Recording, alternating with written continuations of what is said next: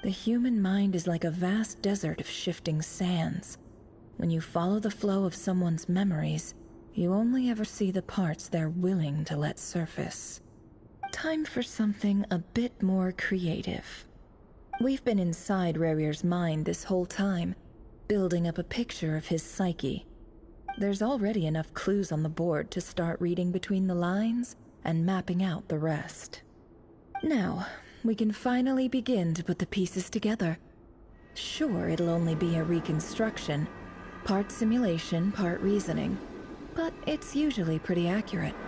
Once we've built up a cognitive profile, we just need to cross-check the logic behind his actions. And then we'll be able to take a sneak peek at whatever it is that Rerir has really been hiding.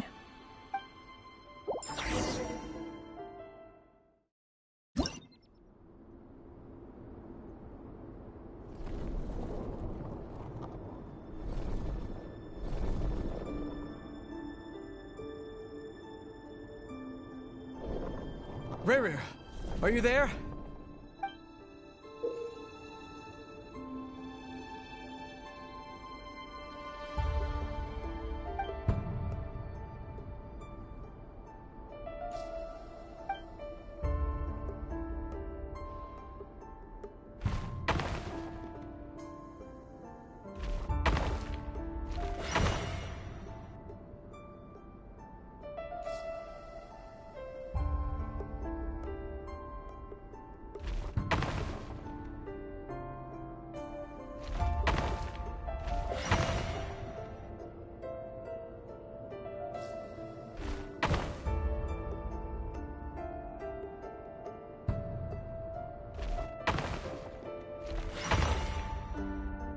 Hey, Rerir!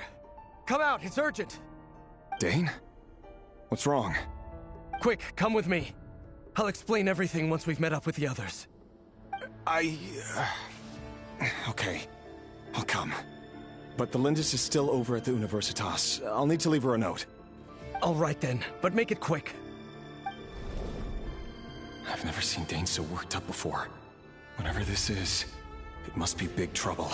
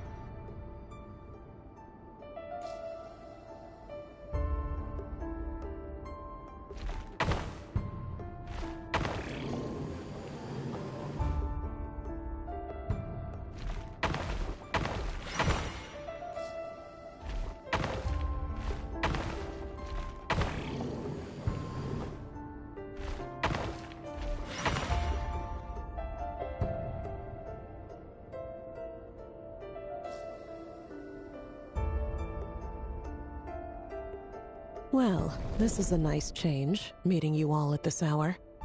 When men and women of ambition can speak face to face in broad daylight, I say that's a big step forward for our dear Conria. Don't be ridiculous. We do not fear the day.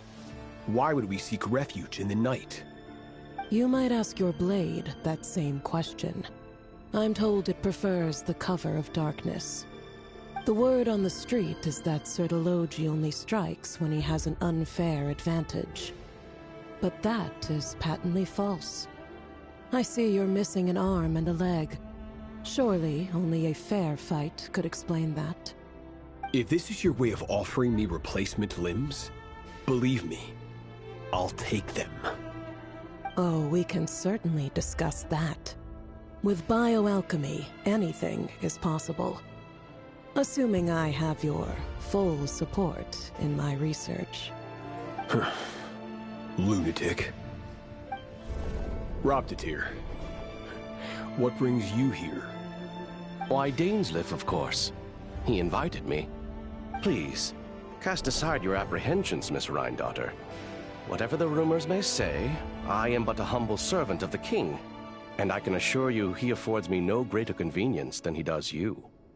Well, the Universitas Magistrorum won't stop fawning over you, so at least some of the rumors must be true. You're clearly doing well for yourself, so drop the humble servant act. It endears you to no one. You're president of the Universitas Magistrorum, the chief royal mage known as the Wise by royal appointment, and by far the most favored among the 4 pillars of Conria. Vice President Veit doesn't even try to hide his envy when he sees you. My success is the product of hard work and good luck. It's as simple as that. Were the king not such an extremist, I hardly think I would have received a senior post at my age. Of course, no job is without its gripes. Serving a king like ours can be a challenging task, as I'm sure you can imagine. And as for Efterveit, in missing out on the presidency, he's dodged a mountain of stress. Like everything else in life, it comes with pros and cons.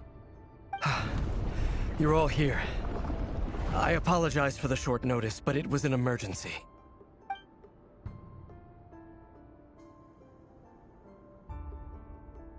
You must be Rerir. Mr. Sertologi. Yes, I handled your case file during your sentencing.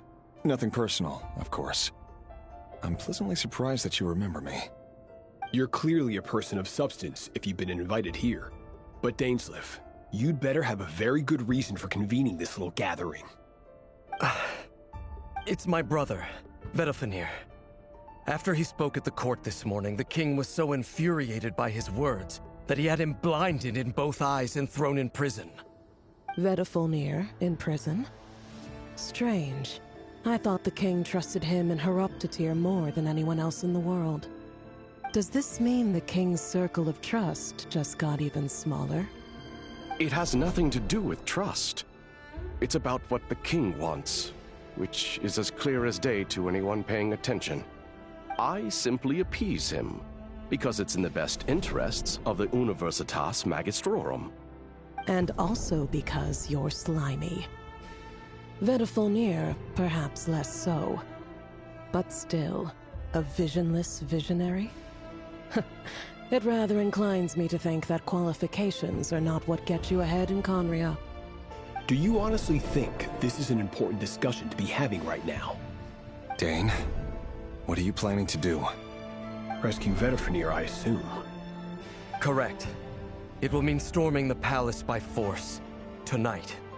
I need all of you on my side. That's far too dangerous. And don't forget, Dainsleif, you're captain of the Royal Guard. You swore an oath to the throne. You've been planning this for a while, haven't you? I have no desire to commit treason. But whatever critique the king may have of Vedofenir, disfiguring your most loyal subject for putting the best interests of his court and nation first, this is not the conduct of a wise ruler. My blade will force the king to see the error of his ways. So, Vedofenir's prophecy enraged the king. I'm sure it wasn't what he wanted to hear, but if he won't take counsel even from the visionary, that is deeply troubling news. The extent of His Majesty's madness is now all too clear. The question is, how does a man like me get out of this situation unscathed? You have noble ambitions, Dane, but I'm afraid they don't do much for a guy like me. I'm not interested in saving the world. All I want is a letter of pardon. A letter of pardon? For whom? Thelindis? The chances of the Vinster King issuing a pardon for anyone connected to the Crimson Moon seem vanishingly slim.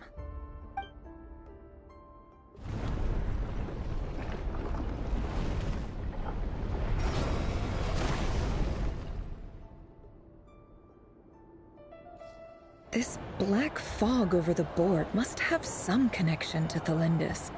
But why is it taking this form? Does it have something to do with Rerir's past? Another mystery I'll need to unravel.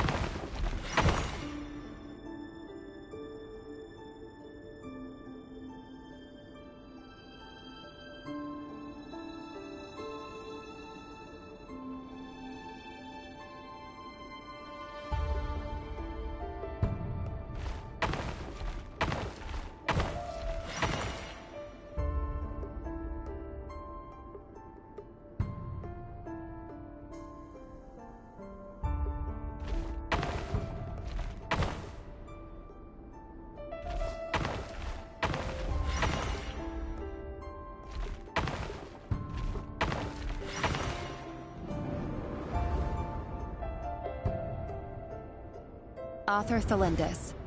Over the course of this week, the research object was subjected to interference for a total of 60 hours for experimental purposes. The results are as follows. Research dating back to the Crimson Moon Dynasty has established 2 points regarding moon marrow. Firstly, its origins have something to do with a god's power. Secondly, it serves as a portal to an as-yet indeterminate location. Moon marrow can thus be defined as a spatial gateway. However, there are a number of hurdles to overcome before we can answer the question of where it leads to. To start with, opening the gateway requires a specific power source, which the relevant literature indicates. An enormous amount of power is then required to keep the gate open. Currently, the total power output of our instruments remains in the single digits. To make matters worse, I am now the only staff member remaining in the Moon Marrow lab. The Universitas Magistrorum recently decided to move most of its personnel into abyssal energy research, which has stymied all Crimson Moon-related projects. This is not a wise move. I have always maintained that placing all our hopes in a single source of power is risky. especially one as poorly understood as this. As well as making ourselves overly reliant on a single resource, we are neglecting other promising technologies. I apologize if this comes across as disrespectful. But as a Moon Marrow researcher, I desperately want to see the world beyond the gateway. If we really made it there one day, what would we find? And how would we go about taming the unknown? My imagination is endlessly fueled by questions such as these.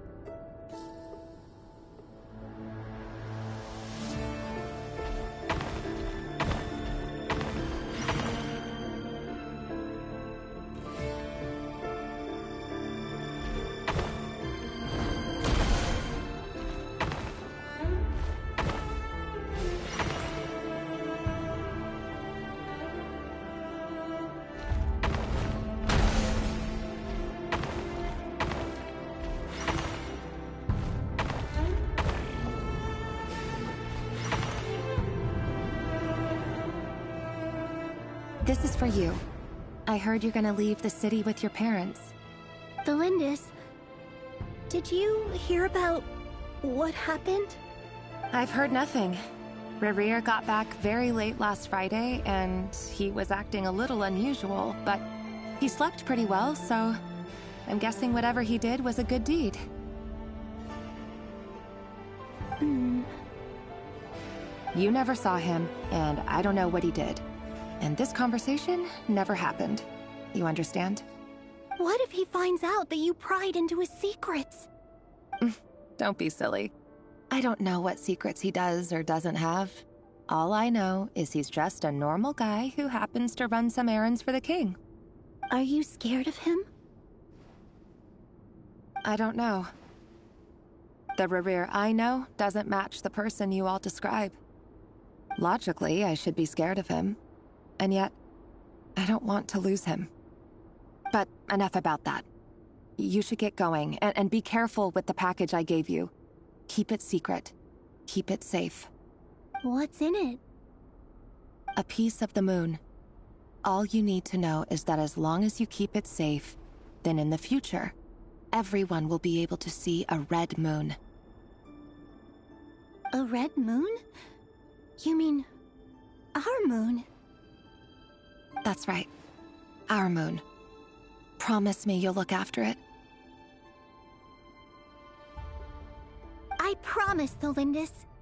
The Crimson Moon bloodline will never die out.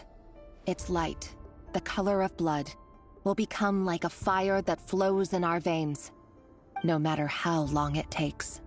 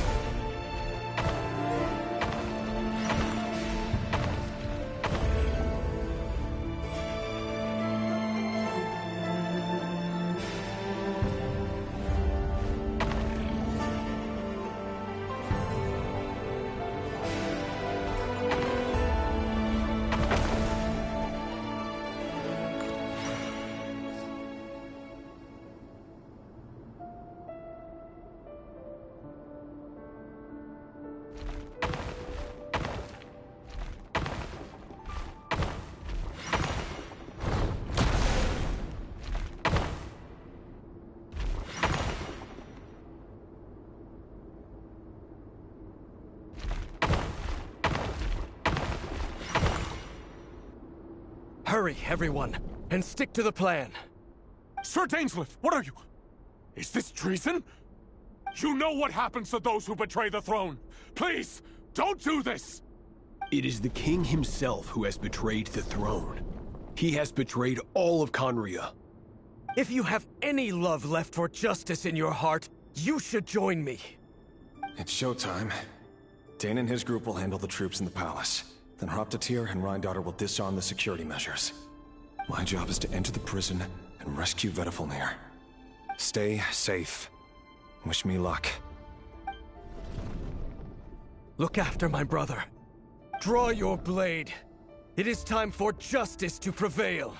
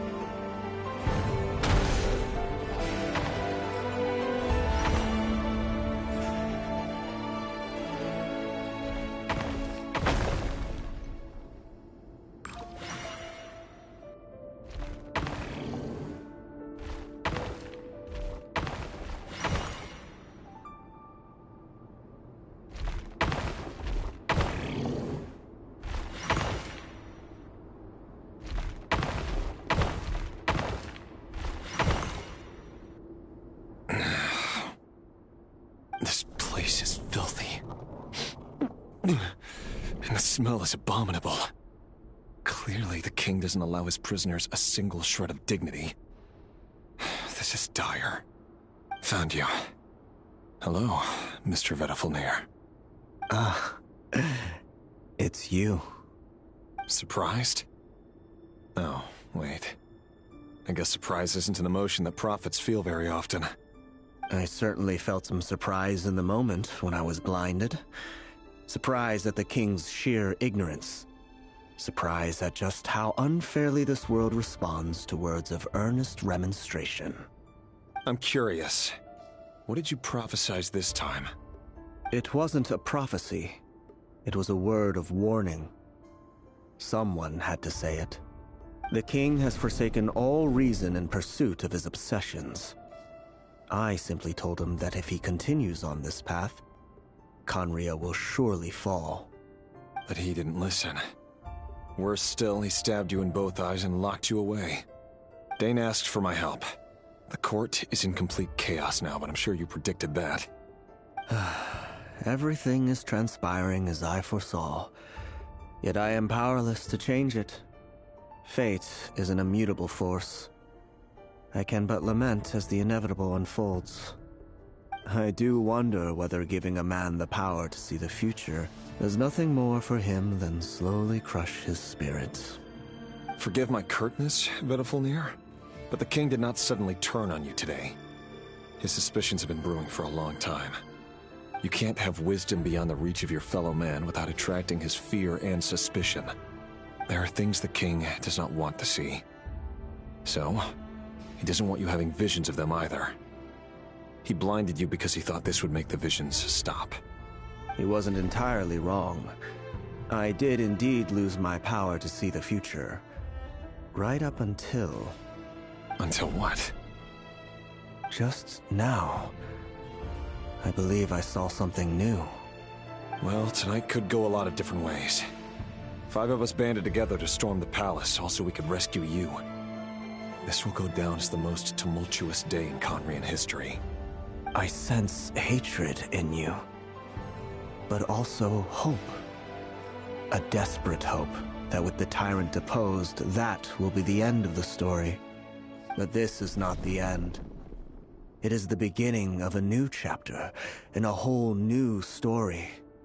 There are many men of honor and courage in this world, Rerir.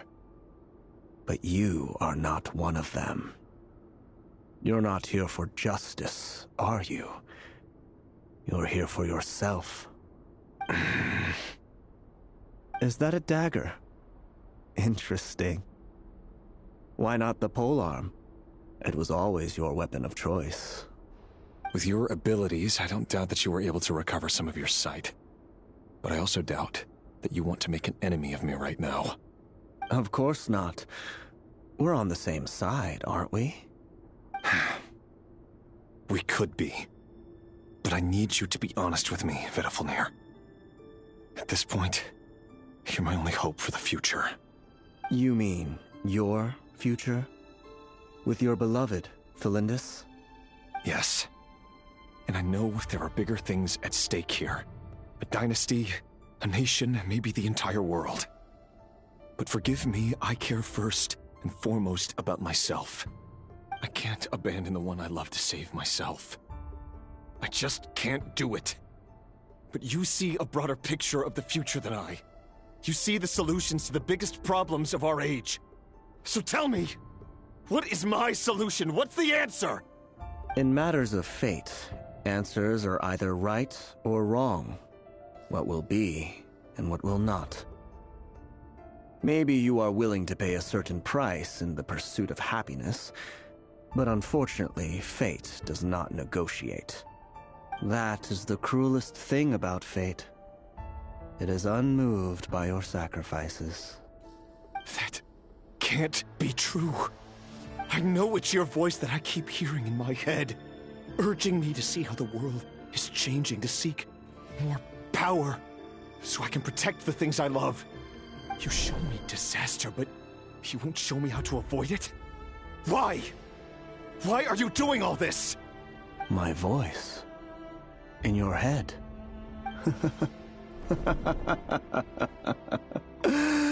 So, you hear it too. The voice that steals your mind, gains your trust, and drives you crazy. It turns out that we are not so different, you and I. Vedifalnir just broke into the strangest smile I've ever seen in my life, as if he'd discovered some monumental secret. But then he suddenly switched to looking extremely weary. Very well then. My advice to you is as follows. You must persevere. Whatever trials and tribulations you may face, be steadfast in the belief that they are your path to the future. For as long as you live, your story with Felindis shall not come to an end. That is the only chance you have of fighting back against fate. It is up to you whether you believe my words. Regardless, that is all I will say on the matter. I have no right to intervene any further. I will hold you to your word. Thank you for setting me free. In return, I will tell you one more thing that you cannot afford to ignore. Just then, a strange wave of energy rippled through the city.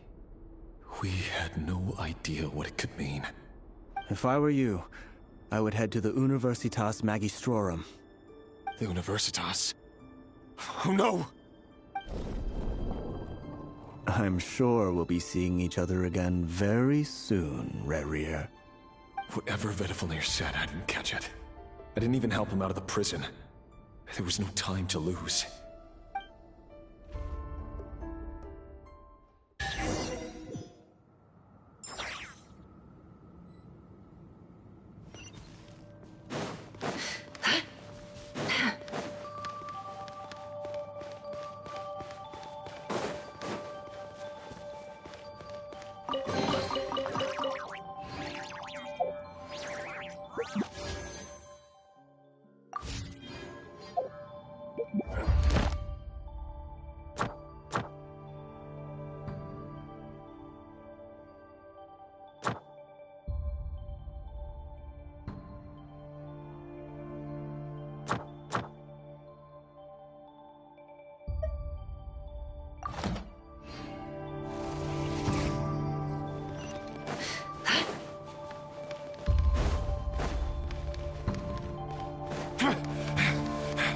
Monsters?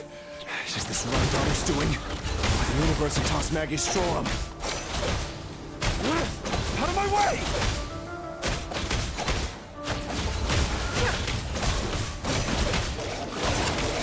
I got him cornered.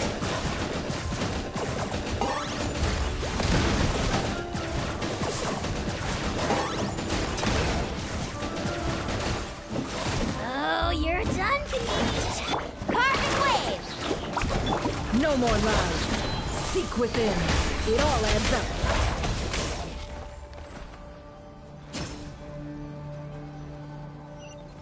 Can't hide the truth.